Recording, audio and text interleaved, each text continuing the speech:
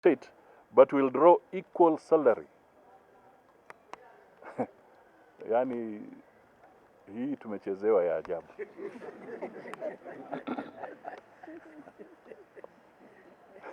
Prime Minister anaambiwa wewe ni Prime Minister, lakini mshahara yako ni ya mjumbe. Endelea. What is the secret motivation? Maybe untold allowances will be under the table. We don't know. And indeed, those of you who will remember, if you are careless with this structure,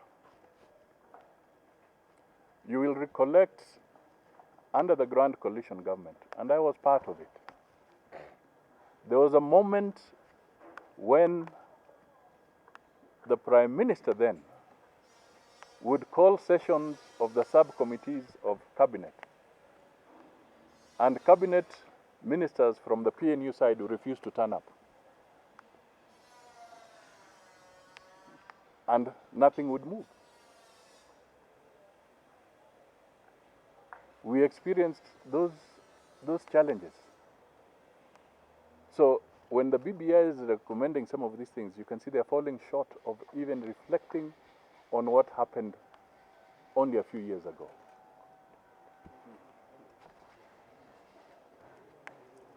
Further, if the government has had the temerity to interfere with the budget of the judiciary, which in law is a charge on the consolidated fund, and therefore untouchable, how much more would a government headed by an imperial president do here in allocating allowances so as to match the stature and position of the Prime Minister? And by the way, when we talk about these things and how they are affecting us, there are some sad stories. The lawyers, some of the lawyers in our country today have gone to the National Land Division of our courts, and they are being given dates of hearing for land matters in the year 2021. So your client is there, and you're being told that your case, the earliest we can give you for your case to be heard, is in the year 2021. Ladies and gentlemen, these are the biting things that are right under our nose.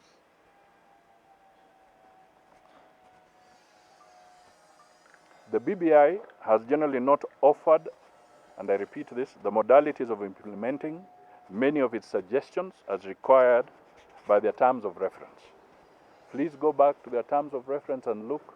They were required to also propose modalities. They have gone silent on the modalities. So in other words, they have left the document open to fights over how it will be implemented. And now this explains the sudden wrangles 48 hours after the launch of the document. The wrangles have started. Is it a referendum or is it parliament? Because the BBI document ignored its own terms of reference to propose the modalities. It should have said the following issues can be tackled through administrative action, the following can be tackled through amendments, and the following would require a referendum. You have left everybody stranded. And now you will notice, ladies and gentlemen, in the debate, people are now running away from the issues, and they're now beginning to say referendum or no referendum. And I want to plead to you guys in the press, don't encourage that kind of parochial debate. Find a way on focusing on us as politicians so that we start speaking some substance. Because a lot of us are speaking very strange language out there. So help people to focus on the issues in this document that ought to be sorted out. That is critical.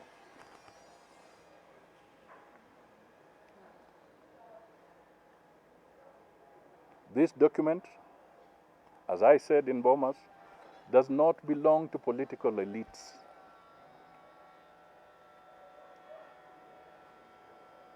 The people must have their say, and they should interrogate it. The BBI has failed to advance a clear path towards our economic redemption as a country. We have spiraling public debt, high inflation rates, idle and jobless youths, yet they are qualified, struggling teachers, nurses, public servants, law enforcement officers like the police, etc. ANC emphasizes that our greatest focus must be on the redemption of our economy so as to save our people from their current starvation. Is the BBI offering us a bridge to division or unity, given the onset of these wrangles? That's the question.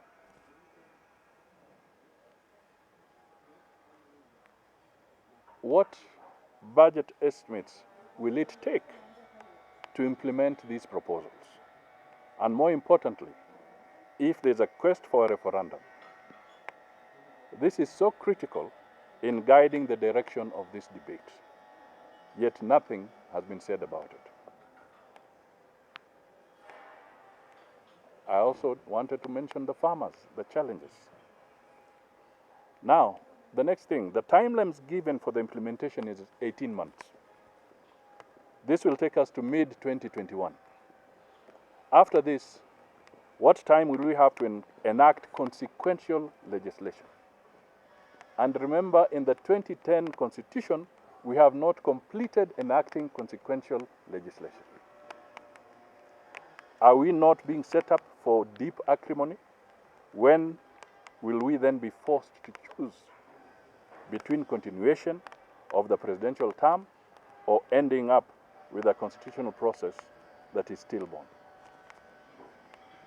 In faithfulness to Article 3 of the Constitution, we must defend the Constitution. We as ANC state categorically that we must remain faithful to it at all times.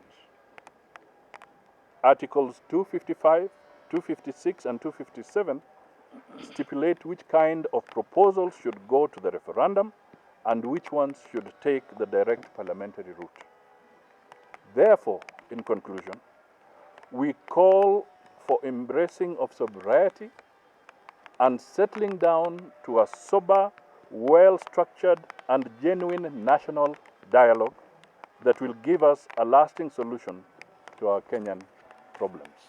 End of statement from, and I've spoken on behalf of ANC.